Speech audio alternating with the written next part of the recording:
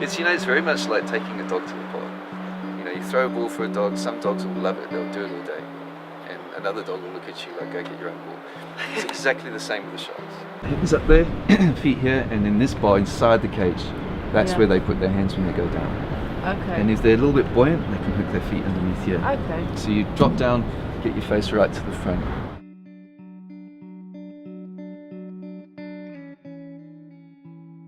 Why do you think it is that it's quieter now?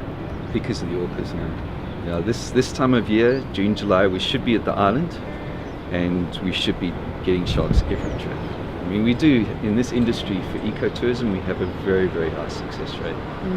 Normally it's like a 95-98% success rate to get a sighting. So how do you know that it's the two male orcas?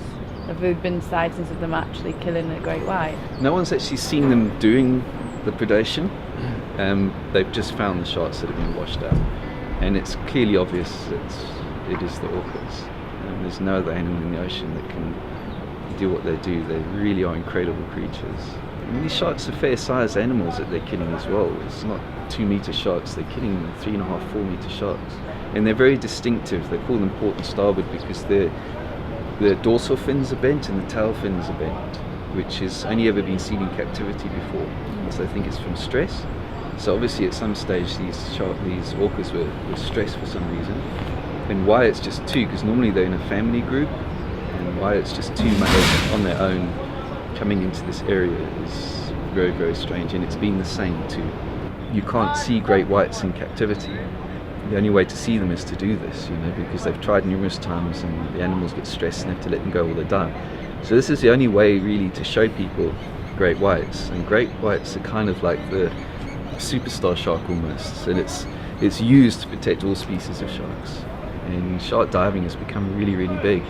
And if you can make an animal financially viable to keep it alive, then it's easier to protect it. And it's very difficult to get sympathy for sharks. Yeah, definitely. Very, very difficult. It's not like your mammals that you can show them nurturing their young and making cute sounds like dolphins and things like that. You can't, they've got no maternal instincts, so you can't film a great white and its little pup and are cute, And then very rarely you have an attack, which is really, really bad for the image of a shark. So with the amount of sharks that are being destroyed each year for the finning industry and for the trophy hunting and things like that, you do really need industries like this. Obviously it's a very difficult animal to count, but the experts reckon there's less than 5,000. Some people even say as little as 3,000, and that's all over the world.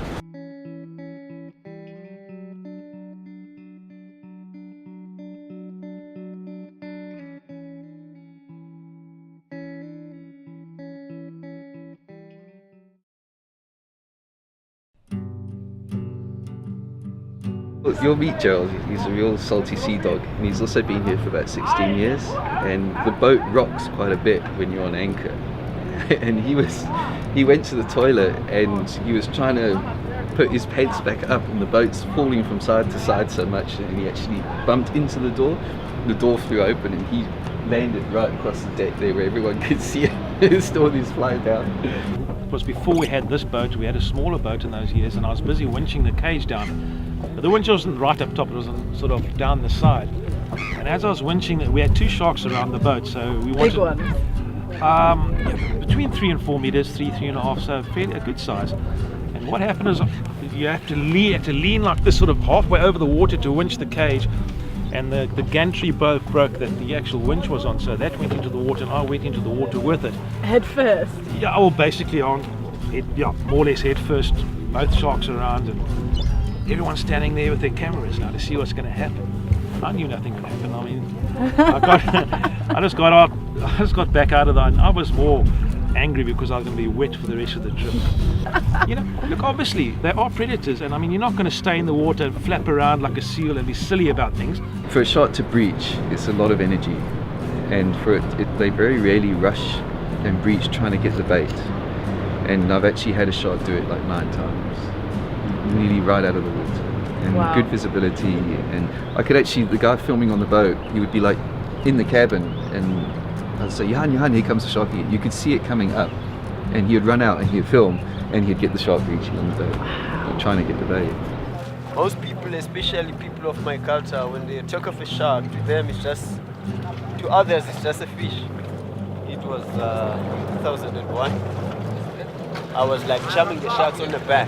We used to have onion bags with smash up fish inside.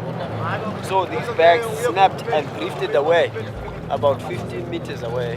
I just saw the skipper trying to get those bags back and not successful.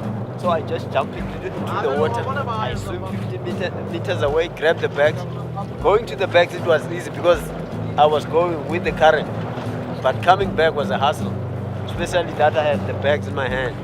It was bad. The former skipper threw me this line. He pulled me in.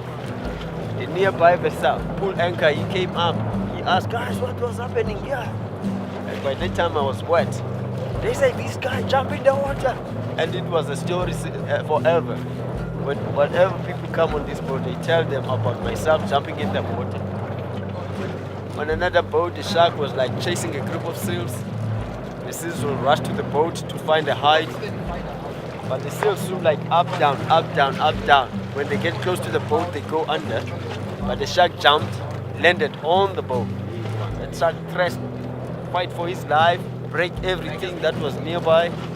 Lucky that there was no one sitting and basking in the spot. Otherwise, if there was anybody sitting there, he would be dead. Because an adult shark weighs about 800 kilograms. That's too much for a human being.